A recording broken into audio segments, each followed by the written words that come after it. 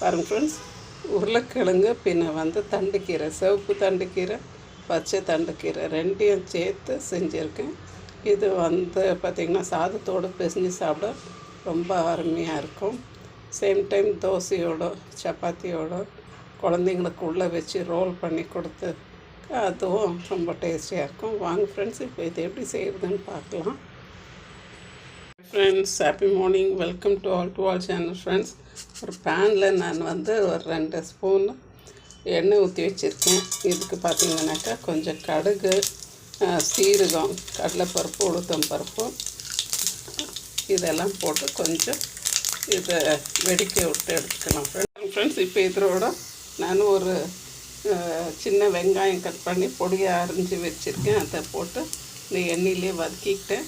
இதே மாதிரி ஒரு சின்ன வெங்காயத்தை மிக்சியில் போட்டு அரைச்சிக்கலாம். அது சின்ன வெங்காயமும் ஒரு 2 தக்காளியும் போட்டு அரைச்சி எடுத்துக்கிடலாம். ஃப்ரெண்ட்ஸ், இது வெங்காயம் கட் பண்ணி வச்சுருக்கேன். அதில் கூட ஒரு 2 தக்காளியை சேர்த்து நான் மிக்சியில் அரைச்சிக்கிட்டு வந்துடுறேன்.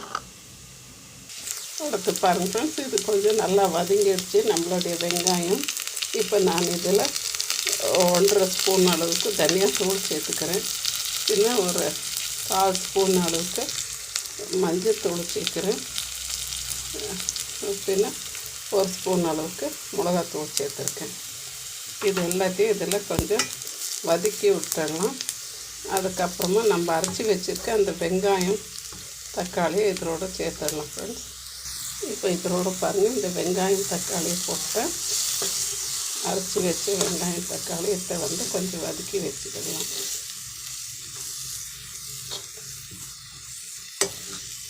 இது பார்த்திங்கனாக்கா ரொம்ப நல்லாயிருக்கும். சாப்பாட்டில் போட்டு பெருட்டி சாப்பிட்றதுக்கு நல்லாயிருக்கும். பின்ன சப்பாத்தி, தோசைக்கு எல்லாத்துக்குமே இந்த சைட் டிஷ் சூப்பராக மேட்ச் ஆகும். வெறும் சாதத்தோடு போட்டு பிசைஞ்சு சாப்பிட்றதுக்கும் நல்லாயிருக்கும். இல்லை எதனா இந்த பருப்பு பொடியெல்லாம் வச்சு சாப்பிட்றோம்ல, அந்த சாதத்துக்கு தொட்டு சாப்பிட்றதுக்கும் இந்த டிஷ் சூப்பராக இருக்கும். சப்பாத்திக்குள்ளே வச்சு கூட ரோல் பண்ணி கொடுக்கலாம். இதை பாருங்கள் ஃப்ரெண்ட்ஸ், எனக்கு நல்ல இளம் தண்டு கீரை கிடச்சிச்சு. 2 கலரில் கிடச்சிது. ஒன்று ரெட்டு ப்ளஸ் ஒன்று க்ரீனு. இது ரெண்டையும் பார்த்திங்கனாக்கா ஒரு 4-5 வாட்டி கழுவுனேன். முழுசாக கீரையை முழுசாகவே கட் பண்ணாமல் முழுசாக கழுவிட்டு அந்த மண் போக கழுவியாச்சு. வேறு ஃபஸ்ட்டு கட் பண்ணி போட்டு அதுக்கப்புறமா தண்ணியில் ஒரு ஃபியூ மினிட்ஸு ஊற போட்டு அதுக்கப்புறமா நல்லா கழுவுனாக்கா அந்த மண் ஃபுல்லாக போயிடும். அதுக்கப்புறமா நம்ம எடுத்து யூஸ் பண்ணிக்கலாம். ஃப்ரெண்ட்ஸ், இப்போ நம்மளுடைய கீரையை போட்டாச்சு. இப்போ இதை நல்லா இதோட மசாலாவோடு மிக்ஸ் பண்ணி விட்டுறலாம். அடுத்து கொஞ்சம் இதில் உருளைக்கிழங்கு சேர்த்துக்கிடலாம். குழந்தைங்களுக்கு சப்பாத்திக்குள்ளே ரோல் பண்ணி கொடுத்திங்கன்னா ரொம்பவே நல்லா இருக்கும். பின்ன பிள்ளைங்களும் ரொம்ப விரும்பி சாப்பிடுவாங்க. பாருங்கள் ஃப்ரெண்ட்ஸ், இப்போ நம்மளுடைய கீரையை கொஞ்சம் இந்த மசாலாவோடு வதக்கி விட்டுட்டேன். இப்போ நான் நல்லா ஒரு உருளைக்கிழங்கை வேக வச்சு கட் பண்ணி வச்சுருக்கேன். இதை இதோடு சேர்த்துடலாம். நீங்கள் மேஷ் பண்ணி சேர்த்திங்கன்னாலும் நல்லாயிருக்கும், இப்படியே சேர்த்திங்கன்னாலும் நல்லாயிருக்கும். பின்ன ஒரு 1/4 ஸ்பூன் அளவுக்கு இதோட சுகர் ஆட் பண்ணிடலாம்.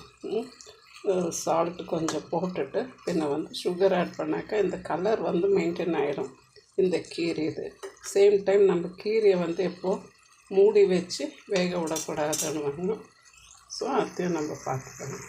பாருங்கள் ஃப்ரெண்ட்ஸ், இப்போ இதுக்கு நான் உப்பு சேர்த்துக்கிறேன்.